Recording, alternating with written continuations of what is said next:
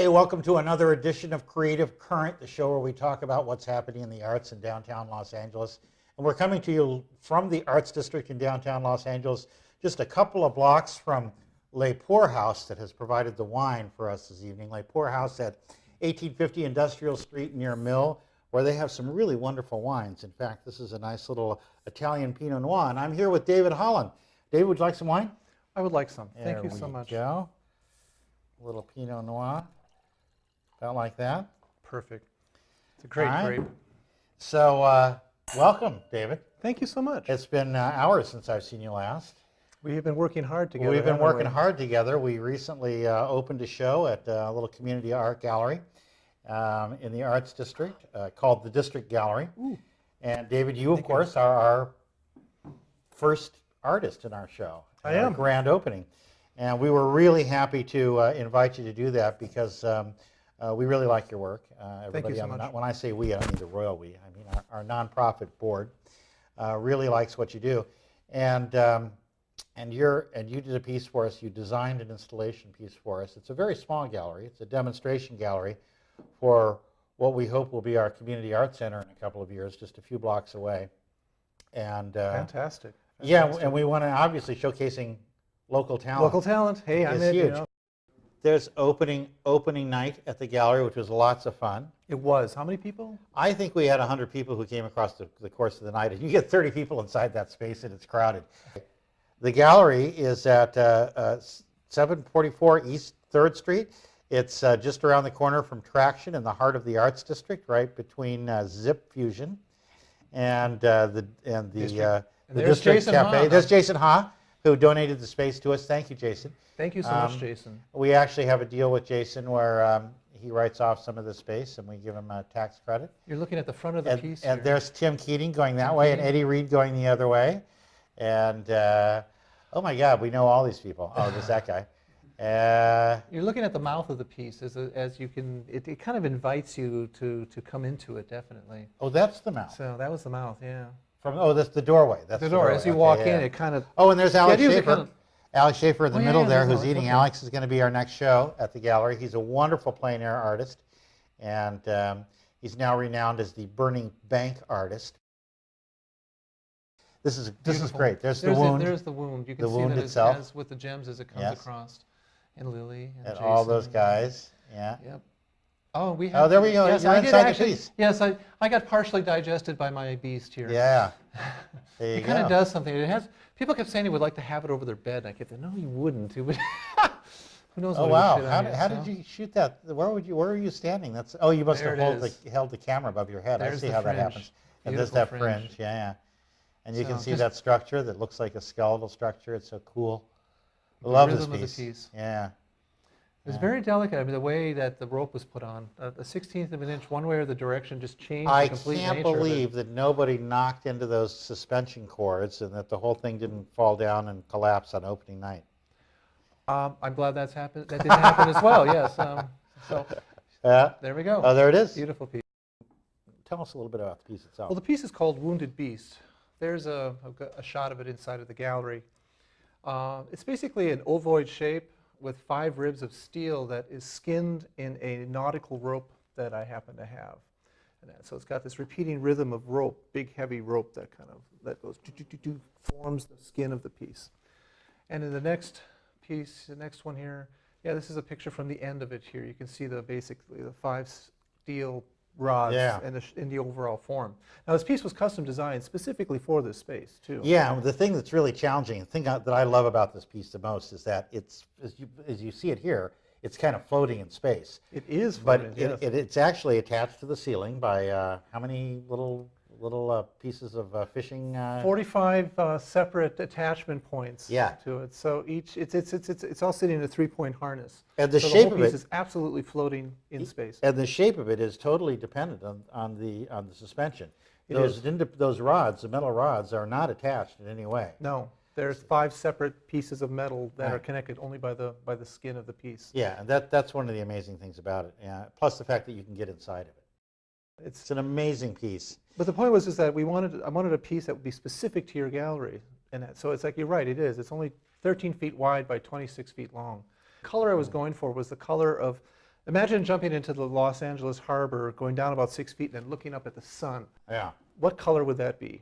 And that's what color I decided to paint the walls. Interesting. So again, kind of this underwater theme. Well, I love this piece because, like a lot of your pieces, it's very organic in nature. It actually suggests like the ribs of a great beast. Well, you know, obviously, and it does have a kind of a quality that suggests, you know, maybe some great primitive beast. Oh, what does it suggest to you? Well, if you've seen a lot of my other work, hollenart.com, there is, you can see that I've been working with life forms for quite a long time now, of all different scales, macro and micro, mostly micro lately. I've been sort of mining the realm of Ernst Haeckel's illustrations, looking for basic curves and forms are repeated all throughout nature. Yeah. So of course these things kind of echo through. But this is a piece that was different in the sense that I was getting tired of the clean symmetry of a lot of the pieces. And what I was looking for was something a little more edge to it. And so I had this old rope. I mean, this rope is like at least 40 years old. It has quite a bit of character to it. Yeah. It's faded, it's dirty. I mean, when I got it, you touch it, it would just, the dirt would fall off your hands. Yeah. We had to machine wash the entire beast. Wounded Beast was machine wash, you know, Yeah. with lots of bleach. Yeah. So just to get the sludge out of it. But part of that gave it kind of an age quality. Yeah. So I decided that instead of making a perfect beast, I wanted to injure it. Somehow I wanted to, you know, screw it up somehow. Yeah. So I metaphorically slashed it across the top and kind of went right across the side of it. And the piece decided at that point to kind of exude a kind of a, I wanted light to come out of it. It almost explodes out of it. It floats out of it. So, so it's almost like kind of a quiet wound. It's bleeding jewels is essentially what it looks like here. So it has a real power to it. Okay. I do have to say this Pinot Noir. Pinot Noir, it's wonderful. It's really good. It's not excessively dry. And it's a little bit of a fruit. It's a bit fruity like that. I like it. I think it's a little spicy. I find it a little just a touch spicy. And in fact, I have to say, on the bottle itself, it says, "This Pinot Noir will stop you dead in your tracks with its intense personality." So there. That's what I like. I like intensity in my wines. Thank you. So we were talking about the composition of the piece. And you mentioned you know, the rope. Tell me because I know you like to work with a lot of industrial materials that you rework, and describe the rope in this piece. Well, the rope, its rope originally was purposed for tying up large ships. Frank says it's about 100-foot yachts use this type of rope specifically. It's incredibly strong, must be good 10 tons. Very, very powerful stuff. But of course, I'm using it for a different purpose. I'm always taking it out of its context. So in this case, I cut it up into 50, it's got about 500 feet cut up into about 50 pieces that are draped and wired directly to the wire frame. And they're fringed. You unraveled them so that the bottom of the piece. That's one of the coolest things about the piece. You can see on this picture here, it's got a beautiful fringe on it that accentuates the ovoid form. I wanted the whole thing floats off the ground. The little bit long pieces that you see there are the result of the wound. The wound is kind of seeping a little bit. It seeps a fringe.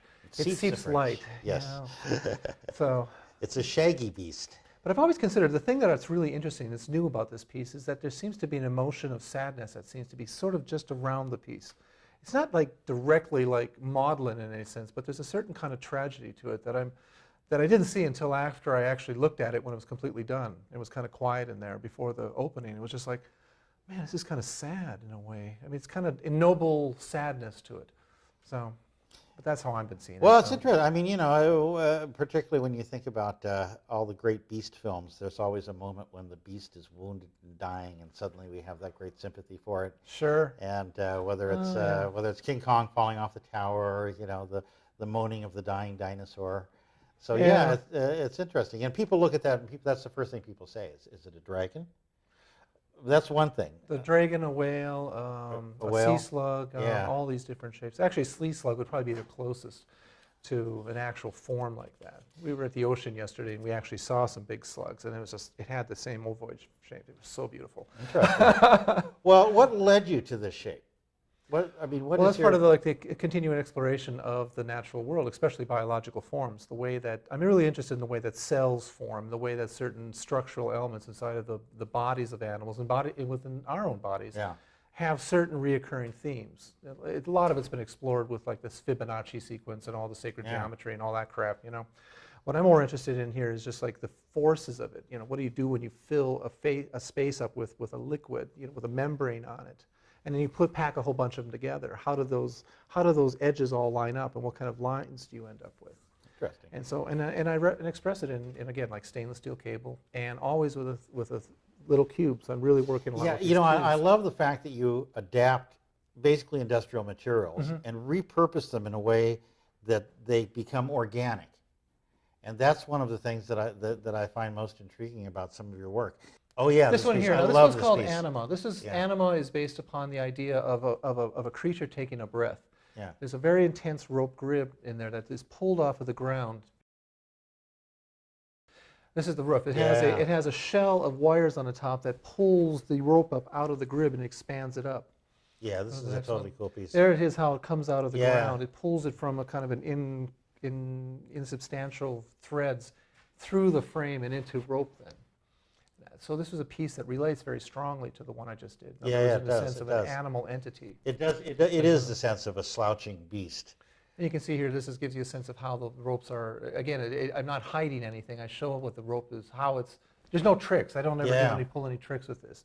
It's just hooked rope pulled up. Well, that's a and great held in thing. The place. So- structure and how the structure fits together is an essential part of the piece. Absolutely. There's no hidden, armature structure on the inside. No, that'd be considered line. I mean, the natural forms don't hide their shapes that much. Yeah. As long as you have a strong enough microscope to see it. So, did you want to see some more pieces? Yeah, let's. Okay, there it is, animal, what it looks like from the distance in a show when I was showing down in the Torrance Museum. It was the second place winner in the competition. Oh, excellent.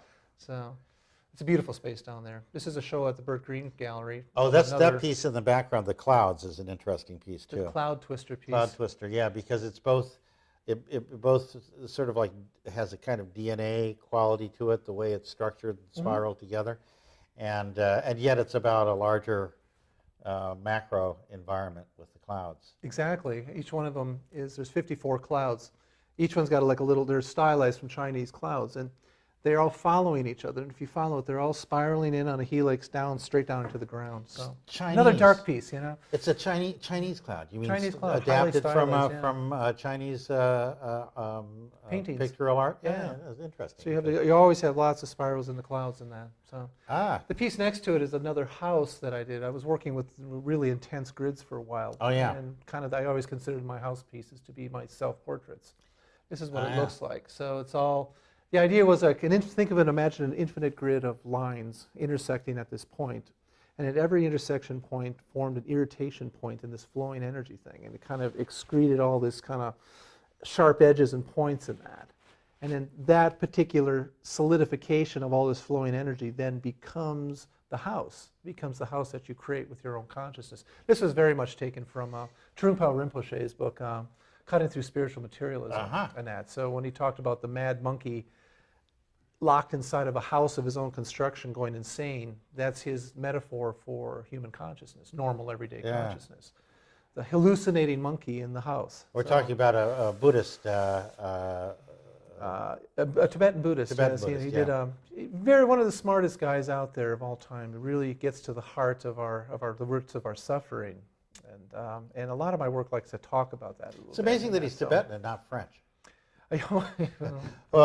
So the house thing is interesting because the one we just looked at is relatively transparent, and it has a beautiful sort of empty space in the middle that's defined by the elements around it. Another hanging But some one, of too. your other houses are dense and packed with material. Oh, definitely, pretty much. I was kind of keeping to the biological forms. Oh, the here, biological forms, yes. Yeah, Okay, well that's all right. So this here is the piece as it hangs in my studio as I just Cool. finished it. So it's kind of a view of my gallery back in my studio when I hadn't had it quite worked out. So, And in fact, the piece in the far corner in the background there is my favorite piece. Now this is another biological form that I worked on. Yeah, it's really intriguing, and for this piece, you actually constructed those little spines. Well, a lot of this is porcelain. That's Yeah. another one of my favorite materials is working with actual porcelain, because it's plastic and it's super hard and dense, and it has this translucency that to me reminds me of skin. Show the next one here. It's like So you can see all those black thorns here. Now these aren't translucent. That was a black stained porcelain. So they end up kind of looking like rubber, but they're incredibly hard. And they're mounted on these pieces that are adapted from industrial. No, it's all. I made all of it. Everything's designed. Amazing. So it's a hard. It's a really intense, almost 600-pound pile of nuts and bolts. Yeah. That's all. It has kind of a real kind of industrial kind of. But that's the thing I like. You've got this. It has an industrial quality to it. Oh yeah. And yet it's organic in its totality, and you know that exactly. Here's a perfect example of it too. Now this this was muff cone. This is one I actually sold. Can you believe it? Oh yeah. I actually got money for it. I know that is amazing.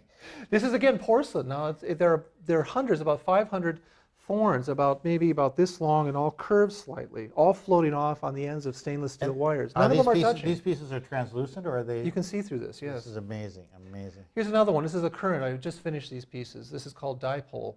Actually, it's Dipole 1 and 2. There's two separate pieces there. But again, working with the thorns, and this time dipped in black, so you end up with these stained tips on the end of it. It gives a kind of a. I was kind of thinking in the way that fur, how some animals have multicolored fur. I kind of really like that. It gives it kind of this two-tone, double layer kind of effect. So again, it reads as jellyfish. Yeah, fireworks. jellyfish. I was just going to say this. This looks like something you'd find in a reef. This is all a study for a much larger piece.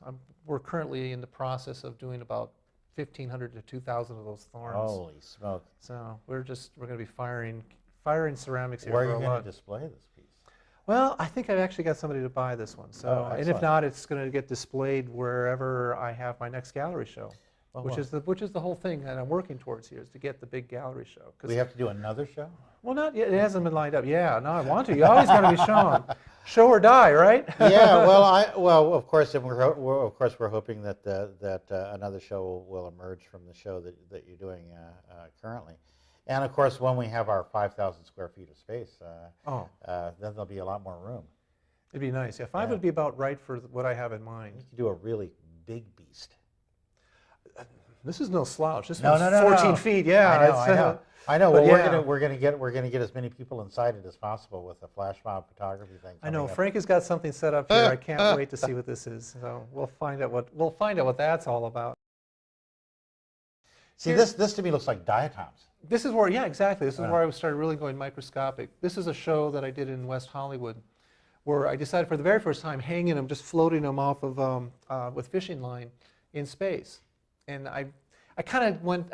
I've been spending time at the tide pools down in where are they? Down in Palos Verdes. In the ocean. Yeah, Palos Verdes has got some really nice ones.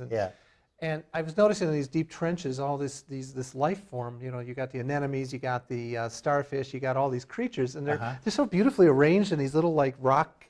It's like I want to reproduce this totally. Yeah. Like, okay, this is going to be where my anemone is going to be, and this is going to be where, and the wounded beast is going to be slinking around this area over here, and then this will be, all of these things will be floating in here, sort of like the whole like beautiful little jellyfish that are all going to be floating off into space like that. Oh, now the material you use for this. What are these? What are the flowering parts like in this? What is this made from? It's actually a type of butyl rubber, but most people would recognize them as super balls. Super balls? Yeah. Oh, I'm sorry. Bouncy balls. Bouncy super ball is a registered trademark of Hasbro. Thank you. So, bouncy balls. And bouncy balls, and you cut them open, and they cut them, machine them, drill them out. We get them to just the right size, and then we glue them on. So, how do you find or discover that the bouncy ball is going to be an important element in your? Have you ever seen one of those? It's these balls that have got two colors. They're two fluorescent colors. They're gorgeous. But how did you think to cut them open and repurpose them for this? Well, I saw them in a machine. I bought a couple of them, carried them around for a week or so, and then you just started like, okay, what happens if I chop it in half? I could finish my ends off.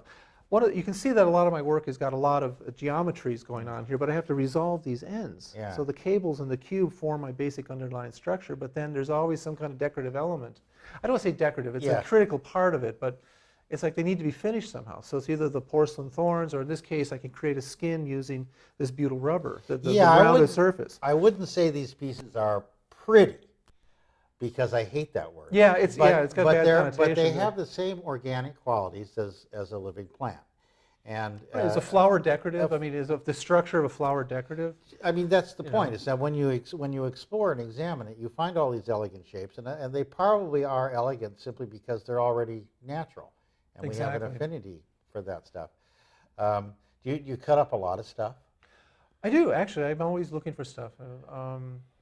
What has never worked out that looked potentially interesting to you? Well, one of the things is, like, if you see this wire, well, the wires I've been using, there's like 19 large wires in it, but some of the more finer stuff, the stuff that's really more flexible, has got like 150 wires. And so I spent 1 week trying to open up each one of the wires to make kind of like a giant afro. Oh, like in coaxial cable kind of things where you've got dozens of wires packed inside? So you just kept all of this wire, and it turned out it just was so hard because it kept getting knotted up, and I ended up with this gorgeous kind of ball of fluff that was so deadly. You touched it and you just started bleeding in 10 places. Oh, that's not good. No, working with wire is tricky, very tricky. You can see just earlier, my hand was getting scratched. Yeah, I'm amazed you've got all 10 fingers though.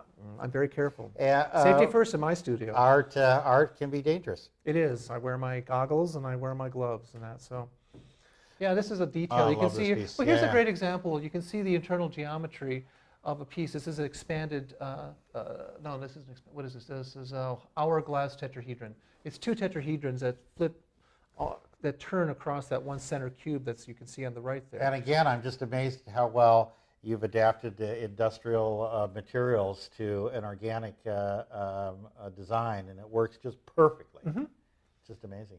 So working with, all different kinds of rope, different types of cable. I'd like to work in glass. That's something too, but it's a tricky material that needs a lot of, you need a glass kiln. Yeah. And it's just I don't have the resources to put together a glass studio. Well, let me get back. There was one thing we never sort of touched. How did you get into the sculpture biz? The biz. Well, I mean, first of all, art. I've always been involved with artists as soon as they started making things. I can really say it's because of my father, in a sense. He was an artist. He doesn't realize he's an artist, and he would probably deny it to his dying breath. But he had an aesthetic to always be working and looking and exploring. He was a tinkerer. Definitely a tinkerer, but he would build things. You know, the big, what do you call it? The train set. You know, he was more interested in making the landscape than the trains themselves. He was more in that. So all sorts of crazy stuff, and so I always helped him. So that was what sort of got me interested in seeing the world in a three-dimensional. Painting never made it for me. It's too abstract for me. You know, especially even pictorial stuff or figurative work. Yeah. You know, it's still paint on a surface. I can't get past smearing pigments on a fabric. You know. Did you work with your father on these sort of train set things where you'd have the little houses and the train stations and the bridges? Cool. I made my bridges were my favorite. I would engineer my own little bridges out of it. Yeah. It was quite beautiful. Yeah. So that's how I got into it. But then, you get into fabrication. I could pick up tools like nothing. I learned how to make things. I've got good spatial relationships. I know how things can fit together in my head. I work on a lot of these in my head even before I write anything down. And did you have any formal schooling in the arts? Yes, I attended Minneapolis College of Art and Design. Oh, excellent school. Excellent school. Yeah. It is very good. Yeah. It was a really excellent. I didn't graduate. I went there for 4 years, but I just. Yeah, I think Minneapolis is one of the most underrated cities for the arts in the U.S. Oh, it was beautiful. Unless, of course, you live there. Yeah. Yeah. So anyway, I can really say MCAT is a wonderful school. Yeah. But at that time I was just more interested in learning how to get into these conceptual realms. How could I make the work more powerful, and so I needed to be able to create a dialogue with other artists, and so the visiting artist program there was just exceptional. Oh yeah. And they're the ones that really kind of hammer at you until you finally get those big conceptual leaps and you understand how your ideas can be turned into modern art. Was there one or two artists there that you really connected with that really made a difference? Well, Mike Kelly was an instructor. Mike Kelly. He was his first gig out of here's to Mike Kelly. Yes, He Mike just Kelly. passed. Yeah.